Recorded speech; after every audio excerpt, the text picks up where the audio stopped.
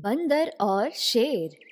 एक जंगल में बहुत सारे जानवर मिलजुल कर रहते थे। सभी जानवरों में एक शरारती बंदर था जिसका नाम चीकू था।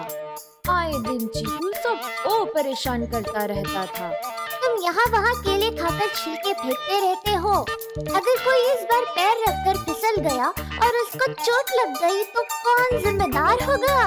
कौन जिम्मेदार होगा? वो तो खुद ही जिम्मेदार होगा, क्योंकि वह खुद ही देखकर नहीं चल रहा। इसमें मेरी क्या गलती है? मैंने तो केला खाया और छिलका वही फेंक दिया।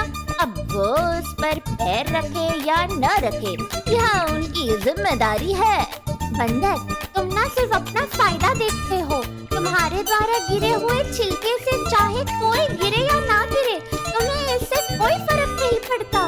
तुम्हें तो अपनी शैतानियाँ करनी होती है। अगर तुम अपनी शैतानियों से बाज नहीं आए तो मैं तुम्हारी शिकायत जंगल के राजा शेर से कर दूंगा। हाँ, ठीक है, कर दो शिकायत मेरी। मैं किसी शेर वेर से नहीं डरता। खरगोश जाकर बंदर की शिकायत शेर से कर देता है और शेर बंदर को अपने गुफा में बुलाता है। बंदर, तुम्हारी शिकायत मिली है कि तुम्हारी शैतानी बढ़ती ही जा रही है। तुम किसी को भी नुकसान पहुंचाने की कोशिश करते हो। तुमने जंगल में इधर उधर छिलके क्यों फेंके? अगर इससे किसी को चोट लग जाती तो ये जंगल के कानून के खिलाफ है। तुम जानते हो ना? ठीक है महाराज, मैं आगे से ध्यान रखूंगा। परंतु बंदर की शैतानियाँ कम ही नहीं होती। वह फिर भी शैतानियाँ करता रहता है। एक दिन वह चूहे को पकड़कर उसकी पूंछ से उसको झुलाने लग जाता है, जिससे वह चिल्लाने लग जाता है। सभी जानवर उस बंदर की शैतानियों से परेशान हो जाते हैं और इकट्ठे होकर राजा के पास शिकायत लेकर पहुँचते हैं। महाराज की जय हो। जंगल में बंदर ने उत्पात मचा रखा है। वह सभी जानवरों को परेशान करता है। कल ही की बात ले लो, उसने मेरी पूंछ पकड़कर मुझे खूब सताया, चारों ओर घुमा दिया। मैं तो मरते मरते बचा महाराज। जैसे सभी जानवर चूहे की बात में हाँ मिलाते हैं और सभी बंदर की शिकायत करते हैं, राजा शेर बंदर को अपनी गुफा में बुलाता है और वह शेर के सामने हाजिर हो जाता है। बंदर, मैंने तुम्हें पहले भी चेतावनी दी थी कि तुम अपनी शैतानियों से बाज आ जाओ, नहीं तो मैं तुम्हें सजा दूंगा। तुम्हारी समझ में तो जैसे कोई बात आती ही नहीं है। महाराज, मैंने किया क्या है? सभी जानवरों को परेशान करते रहते हो, कभी किसी को तो कभी किसी को। सभी जानवर तुमसे परेशान हो गए हैं और सब तुम्हारी शिकायत लेकर यहाँ आए हैं। महाराज, यह तो मेरा व्यवहार है। मैं सबके साथ खेलना चाहता हूँ और सबके साथ मस्ती करना चाहता हूँ, पर सब लोग पता नहीं क्यों इसे मेरी शैतानी समझ बैठे हैं।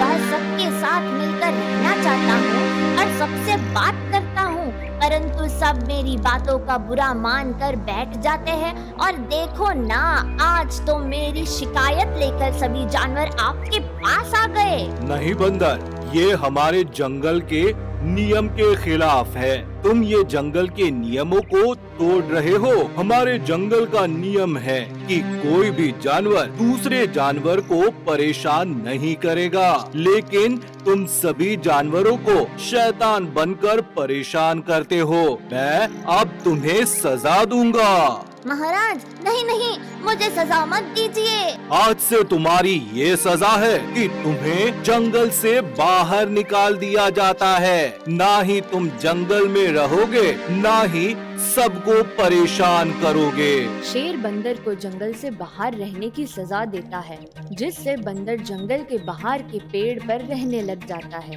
एक दिन की बात है, बंदर पेड़ पर बैठे उछल कूद कर रहा था।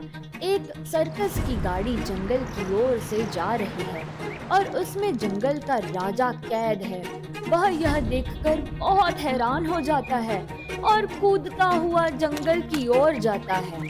खरगोश, चींटी, चूहा, सुनो सुनो, खरगोश, सुनो मेरी बात सुनो, हमारे जंगल का राजा पकड़ा गया है, पकड़ा गया है, पकड़ा गया है।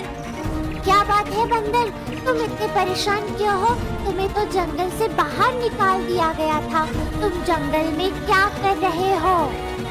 खरगोश, चींटी, देखो हमारे जंगल के राजा को सर्कस वाले पकड़ कर ले गए हैं। हमें अपने जंगल के राजा को बचाना होगा, नहीं तो वह उसे सर्कस में भर्ती कर देंगे। क्या कह रहे हो तुम?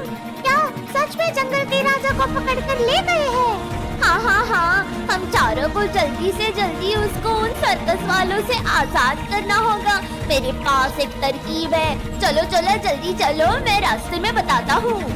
बंदर चारों को लेकर सर्कस की गाड़ी के पीछे पीछे जाते हैं। वह बंदर और खरगोश सर्कस की गाड़ी चलाने वाले ड्राइवर को परेशान करने लगता है। दूसरा व्यक्ति जिसने शेर को बांधा था और शेर के पास बैठा था, वह उसके कान में घुसकर उसको काटने लगती है और चूहा फटाफट से शेर का जाल काट देता है, जिससे शेर आजाद हो जाता है। अरे ये जानवर कहाँ से आ गए? इन्होंने तो शेर को आजाद कर लिया। इसे तो हम सर्कस में ले जाकर पैसे कमाने जा रहे थे। अब ये शेर तो हमें खा जाएगा। भागो भागो यहाँ से। तुम सब जानवरों का बहुत बहुत धन्यवाद। तुम सब ने मिलकर मुझे बचा लिया है। धन्यवाद हमारा नहीं महाराज, बंदर का करना चाहिए। उस बंदर ने ही हमें तरकीब बताई थी आपको छुड़ाने की, और उसी ने हमें बताया कि आपको सर्कस वाले पकड़ कर ले जा रहे हैं। हाँ महाराज, हम इसकी शैतानियों पर ध्यान दे रहे थे। ये तो हमें अपना परिवार मानता है और हम इसे शरारती मानकर दुत्कार रहे थे। आज इसी की सूझबूझ से हम अपने राजा को पा सके हैं। अंदर, मैं तुम्हारा एहसान कभी नहीं भूलूंगा। तुम्हें मैंने सजा दी और उसके बाद भी तुमने मुझे सर्कस जाने से बचा लिया। तुम्हारा बहुत बहुत धन्यवाद बंदर। आज से कोई भी परेशानी नहीं होगी तुम्हें जंगल में। तो अब तुम दोबारा हमारे जंगल के परिवार में शामिल हो सकते हो, इस परिवार के सदस्य के रूप में। इसमें शुक्रिया की कोई बात नहीं महाराज, ये तो मेरा फर्ज था। मुझे जंगल के राजा को बचाना था, आपने मुझे सजा दी, यह आपका फर्ज था। शायद सभी जानवर मेरी शैतानियों को परेशानी समझते थे और मैं परिवार।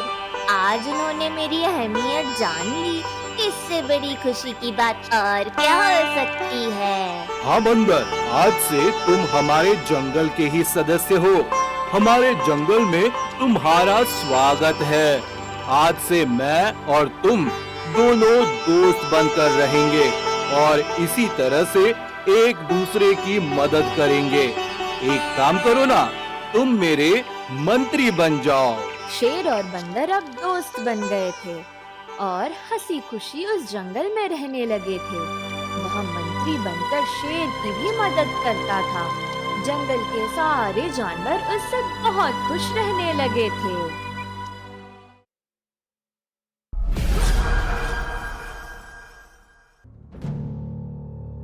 मलिकपुर गांव में हरिया नाम का एक किसान रहता था। एक दिन हरिया रात को खेतों में पानी लगाने गया तो अचानक ही उसके सामने वह औरत एकाएक चुड़ैल में बदल जाती है और फिर चुड़ैल का यह रूप देखकर हरिया बहुत अधिक घबरा जाता है और खेत से गांव की तरफ भाग खड़ा होता है। मगर कुछ दूर भागने के बाद वह चुड़ैल अचानक ही उसके सामने आ खड़ी होती है। तू मुझसे बचकर कहाँ जाएगा? यह कहते हुए चुड़ैल हरिया को उठाकर हवा में उड़ाती है और फिर जमीन पर गिरते ही हरिया सचमुच ही लंगड़ा, लूला और गूंगा बहरा हो जाता है। अब तो इस गांव के हर मर्द को तेरे जैसा बना दूंगी। तेरे जैसा।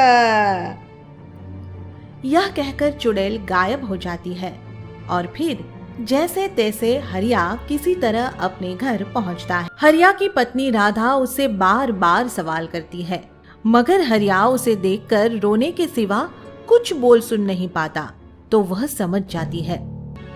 उस दिन के बाद से चुड़ैल रोज रात गांव में घूमने लगती है। उस दिन के बाद तो गांव में ऐसे अपाहिज लोगों की संख्या बढ़ती जाती है और गांव वाले चिंता में पड़ जाते हैं।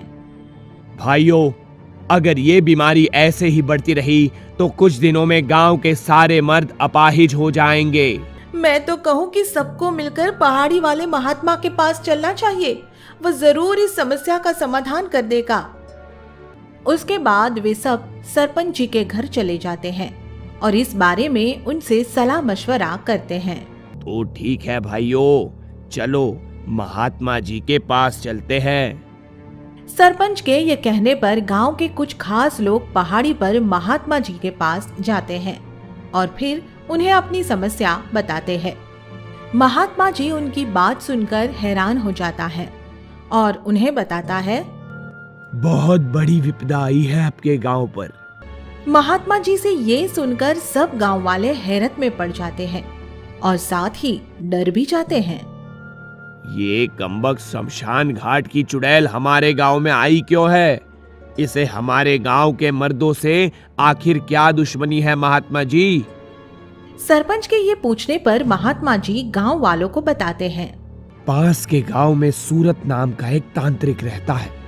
उसे आपके गांव के सब मर्दों से दुश्मनी है और वो गांव के सब मर्दों को अपाहिज बनाना चाहता है। महात्मा जी के मुंह से यह सुनकर तो सबके पैरों तले से जमीन ही निकल जाती है। क्या उस तांत्रिक को सबक नहीं सिखाया जा सकता? ये सब किया जा सकता है, मगर इसके लिए आप सबको उस चुड़ैल गांव में एक हवन करवाना होगा, ताकि मैं अपनी मंत्र शक्ति से चुड़ैल को वापस उस तांत्रिक की तरफ मोड़ सकूं। आप चिंता मत कीजिए, आप हवन की तैयारी कीजिए, मैं बहुत जल्दी ही ये काम कर दूंगा। महात्मा जी के यह कहने पर सब गांव वाले मिलकर हवन करवाते हैं और फिर महात्मा जी अपनी मंत्र शक्ति से चुड़ैल को उस दुष्ट तांत्रिक के पास भेज देते हैं। यह कहकर चुड़ैल उस दुष्ट तांत्रिक को सबक सिखाते हुए लंगड़ा, लूला और गूंगा बहरा बना देती है। फिर जैसे ही तांत्रिक को यह सजा मिलती है, गांव के सब मर्दों की हालत पहले जैसी हो जाती है। हरिया, राम रतन और अन्य लोग स्वस्थ हो जाते हैं और गांव वाले यह चमत्कार देखकर बहुत खुश होते हैं।